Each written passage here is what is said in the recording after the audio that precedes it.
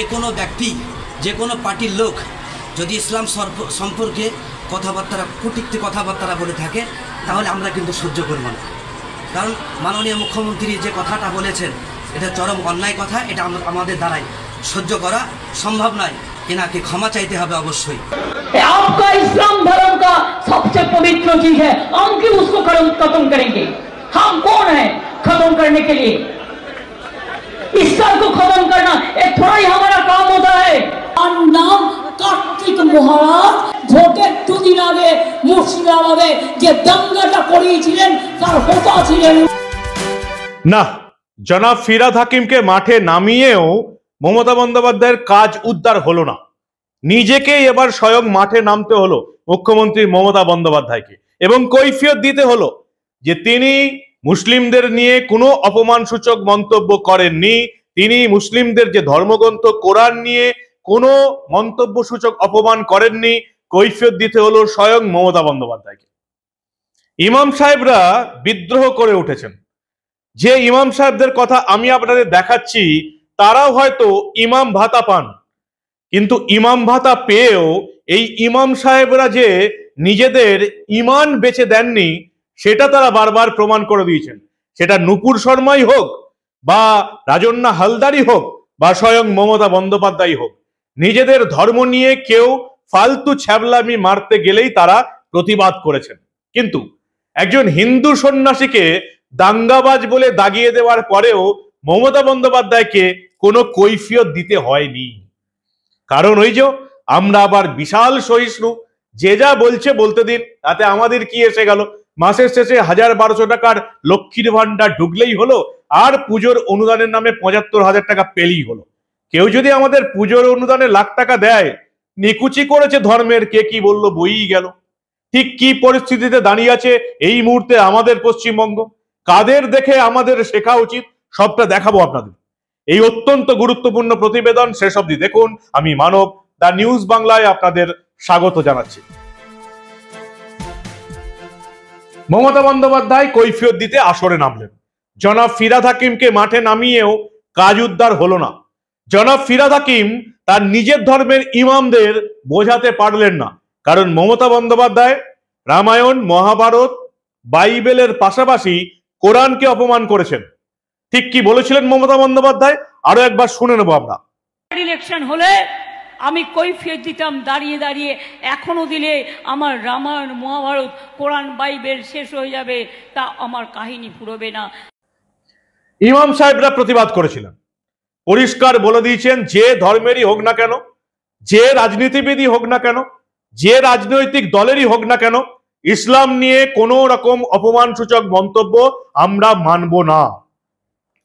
কোরআন শরীফ নিয়ে কোনো অপমানসূচক মন্তব্য আমরা সহ্য করব না, যে রাজনৈতিক দলেরই লোকটা হোক না কেন।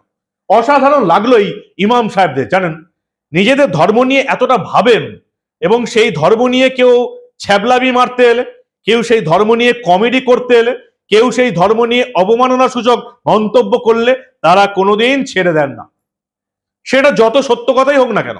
আপনারা নূপুর শর্মার ক্ষেত্রে দেখেছিলেন, গোটা বাংলায় আগুন জ্বলে গিয়েছিল, যদিও পরবর্তীকালে দেখি আমরা নূপুর শর্মা সঠিক কথা বলেছিলেন। রাজন্না হালদার দেবাংশুকে রামের অংশ, মহাদেবের অংশ বলেছিলেন, কোনো প্রতিবাদ হয়নি হিন্দুদের তরফ থেকে।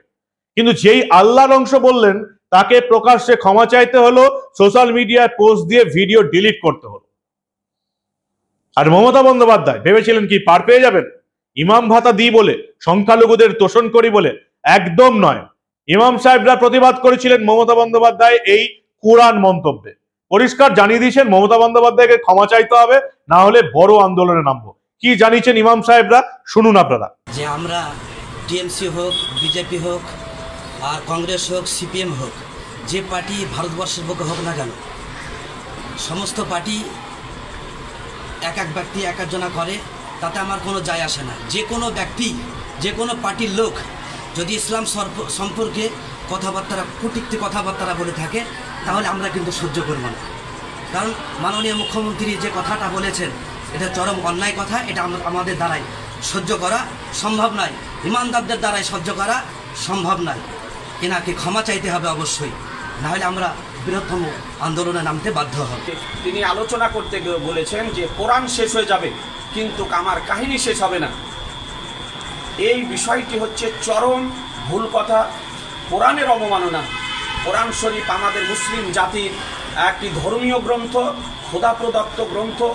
এ মহাগ্রন্থ আর রক্ষণাবেক্ষণকারী সংরক্ষণকারী মহান রব্বুল আলামিন। পৃথিবী ধ্বংস হয়ে যাবে কিন্তু কোরআন শরীফ ধ্বংস হবে না, কোরআন শরীফ শেষ হবে না। তিনি এই বক্তব্য রেখে সারা পৃথিবীর মুসলিম জাতির ভাবাবেগে আঘাত করেছেন। আজকে সেই অন্যায়ের প্রতিবাদ করার জন্য আমরা একত্রিত হয়েছি।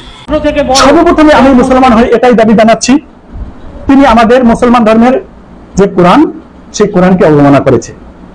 আর এই কোরআন আল্লাহর কিতাব, যেটা আল্লাহ তাআলার কালাম, যে আল্লাহ তাআলার সৃষ্ট কিতাব। যালিকাল কিতাবু লা রাইবা ফি, ইয়া এমন এক কিতাব যাতে কোনো সন্দেহ নেই।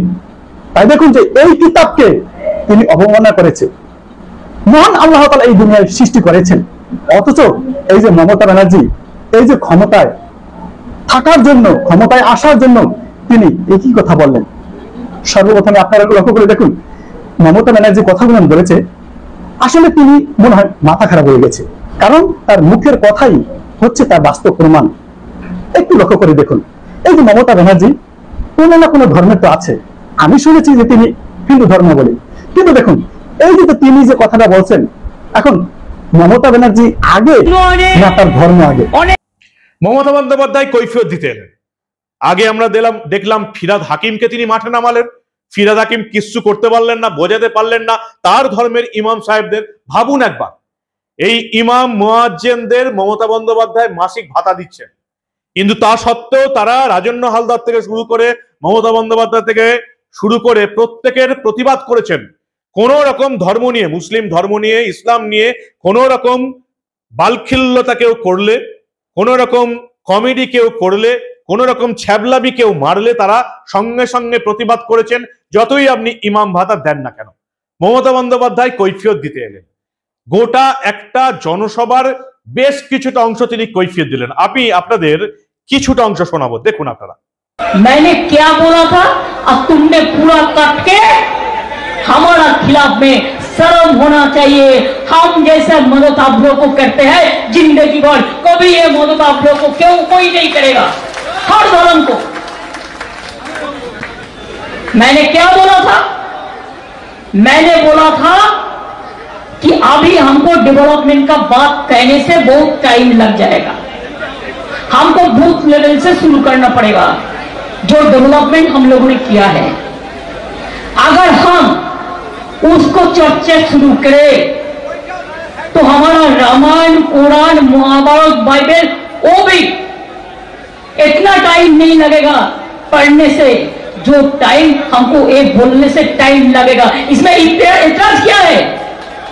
मैं तो कोई बोला नहीं बोला है कि कुरान को खत्म कर दो, अल्लाह को डिसरेस्पेक्ट करो, महाभारत को खत्म कर दो, वेद को खत्म कर दो, औकात को खत्म कर दो, कभी नहीं कहा। और हम जिंदगी में ऐसा बात नहीं करता, ये आपको पता होना चाहिए।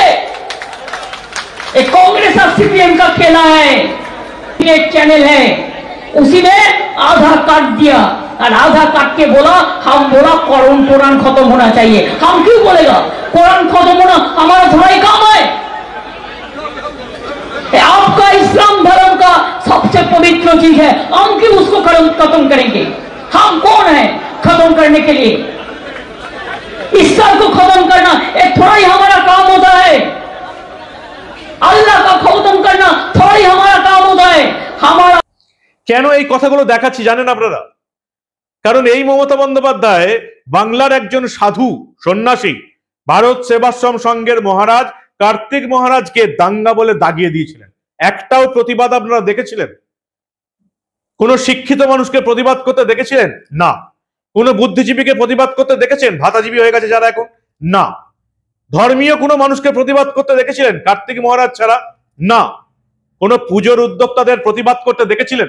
এই বাংলা এবং কলকাতা দেখবেন অনেক পুজো উদ্যোক্তা আছে, কলার উঁচু করে ঘুরে বেড়ায় পুজো উদ্যোক্তা। কাউকে প্রতিবাদ করতে দেখেছিলেন? মমতা বন্দ্যোপাধ্যায় যখন একজন কার্তিক মহারাজ সাধুকে দাঙ্গাবাজ বলে দাগিয়ে দিয়েছিলেন? দেখবেন না। কারণ তারা অনুদান পায়। অনুদানের লোভে হিন্দুরা ঘুমিয়ে থাকতে পারে। চারপাশে কি হয়ে যাচ্ছে কিচ্ছু দেখার দরকার নেই, খরগোশের মতন হিন্দুরা ঘুমিয়েই থাকে। বিপদ নাকের ডগায় চলে এলে দেশ ছেড়ে চলে যাব, তবু প্রতিবাদ করব না। কেউ প্রতিবাদ করেনি। কি বলেছিলেন মমতা বন্দ্যোপাধ্যায় শুনুন একবার। নাম কার্তিক মহারাজ ভোটের দুদিন আগে মুর্শিদাবাদে যে দাঙ্গাটা করিয়েছিলেন তার হোতা ছিলেন। মমতা বন্দ্যোপাধ্যায়কে কৈফিয়ত দিতে হলো, কারণ তিনি কোরআন শরীফকে তার মন্তব্যে যুক্ত করেছিলেন। বলেছিলেন রামায়ণ, মহাভারত, কোরআন, বাইবেল শেষ হয়ে যাবে, আমার উন্নয়ন শেষ হবে না, উন্নয়নের কাহিনী শেষ হবে না। এখানেই তাদের আপত্তি, ইমামদের, মুসলিম ধর্মের মানুষের আপত্তি। মমতা বন্দ্যোপাধ্যায়কে ক্ষমা চাইতে হবে। মমতা বন্দ্যোপাধ্যায় কৈফিয়ত দিতে এলেন। আর সাধু কার্তিক মহারাজকে দাগিয়ে দেবার পরেও তাকে কৈফিয়ত দিতে হলো না। তিনি আবার তার পরবর্তীকালে কোনো জনসভায় হিন্দু ধর্ম নিয়ে অপমানসূচক মন্তব্য করবেন, কোনো সাধুকে আবার দাগিয়ে দেবেন, তাকে কোনোদিন ক্ষমা চাইতে হবে না। তার ভাইজি রাজন্না হালদারকে ক্ষমা চাইতে হবে না। কারণ আমরা প্রতিবাদ করি না। আমরা ৭৫,০০০ টাকার পুজোর অনুদানে চুপ করে বসে থাকি। আমাদের কোনো পুজো উদ্যোক্তা প্রতিবাদ করে না, কারণ তারা ইতিমধ্যেই চটিচাটা হয়ে গেছে। আমাদের কোনো শিক্ষিত বুদ্ধিজীবী মানুষ প্রতিবাদ করে না, কারণ মমতা বন্দ্যোপাধ্যায় এই শিক্ষিত বুদ্ধিজীবীদের কোনো না কোনো কমিটির মাথায় বসিয়ে রেখেছে। মাসের শেষে ৭৫,০০০ থেকে ১ লাখ টাকা মাইনে পায়। একটাও প্রতিবাদ আপনারা দেখতে পাবেন না। কিন্তু রাজন্না বা তার পিসি মমতা বন্দ্যোপাধ্যায় একটা ভুল করে ফেলেছিলেন, হিন্দু ধর্মের সঙ্গে মুসলিম ধর্মটাকে গুলিয়ে ফেলেছিলেন। সব ধর্ম এক নয়। মুসলিম ধর্মের ইমামরা, মুসলিম ধর্মাবলম্বী মানুষ নিজেদের ধর্ম নিয়ে কোনো রকম ছ্যাবলামি, কোন রকম ফাজলামি তারা বরদাস্ত করবেন না। সেটা এই ১ সপ্তাহের মধ্যে তৃণমূলকে একেবারে হাতে কলমে বুঝিয়ে দিয়েছেন, প্রথমে রাজন্না হালদার, পরে মমতা বন্দ্যোপাধ্যায়। আমাদেরকে কিছু শেখার আছে এই মুসলিম ধর্মের ইমামদের কাছ থেকে। কি মনে হয় আপনাদের? হিন্দু ধর্মের শেখার আছে মুসলিম ধর্মাবলম্বী যারা আছেন, যারা নিজেদের ধর্ম নিয়ে একটা কেউ বাজে কথা বললে সঙ্গে সঙ্গে প্রতিবাদ আন্দোলনে নামেন। আমাদেরকে কিছু শেখার আছে।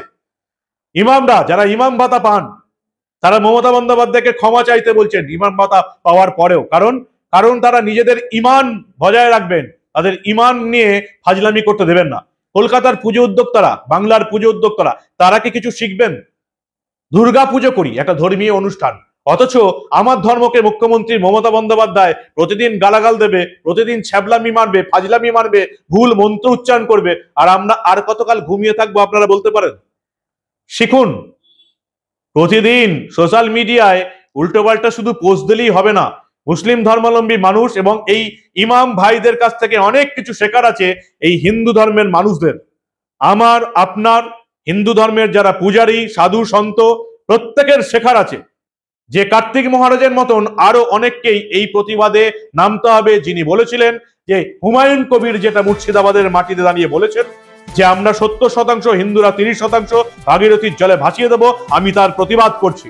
প্রতিবাদ করুন, না হলে আমাদের অবস্থাও বাংলাদেশের মতন হবে। কি বুঝলেন আপনারা? আপনাদের মূল্যবান এবং গুরুত্বপূর্ণ মতামত জানান দা নিউজ বাংলার কমেন্ট সেকশনে।